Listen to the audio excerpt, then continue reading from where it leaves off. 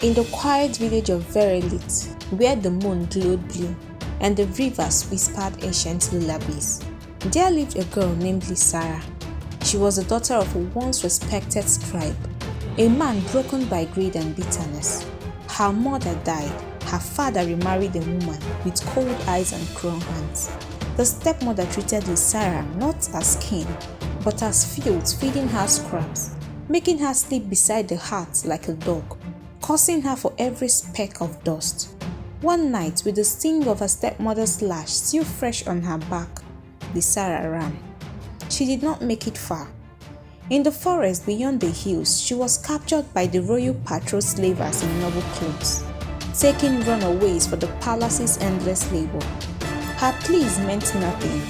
Her name was stripped from her lips, and in the palace she became only girl. She scrubbed marble halls until her fingers bled. She carried silk dresses she'd never wear. She bowed to nobles who never saw her. And worse, she was beaten for any mistake, real or imagined. Then came Prince Kael. He was known for his sharp sword and sharper tongue, cold, calculating, and untouchable. He requested a new personal maid, someone low-born, voiceless, unimportant, and Lysara was chosen. At first, it was worse than before. He was cruel without lifting a hand, ordering her around like a hound, mocking her silence, testing her limits with words that stung more than whips. But Lysara never broke. She never bowed lower than she had to, and she never cried when he wanted her to.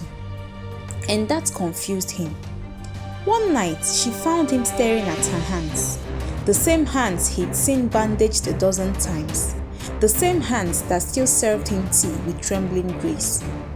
"Why don't you fear me?" he asked. "I do," she replied softly, "but fear is not the same as obedience." That night, he did not summon her. The next day, he asked her name. From that moment, something shifted. He no longer shouted, he no longer mocked. He began walking beside her, speaking to her and listening to her.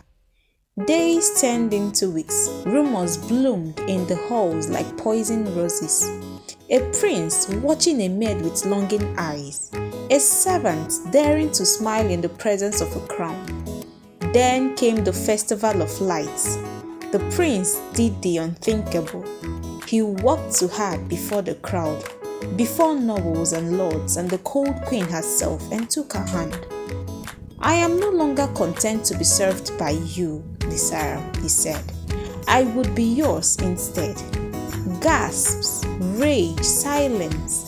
But Lysara, she only whispered, "I was never free, my prince." "Then let me free you," he said, "and let me love you." And so the king's wrath boiled, and the court's venom sharpened, but none could stop what followed. The maid became the prince's betrothed, and in time the princess. But even as she wore gowns stitched with gold and walked gardens lined with stars, Lysara never forgot the ashes she once slept in. For love, she had learned, is not always born in light. Sometimes it rises from the embers.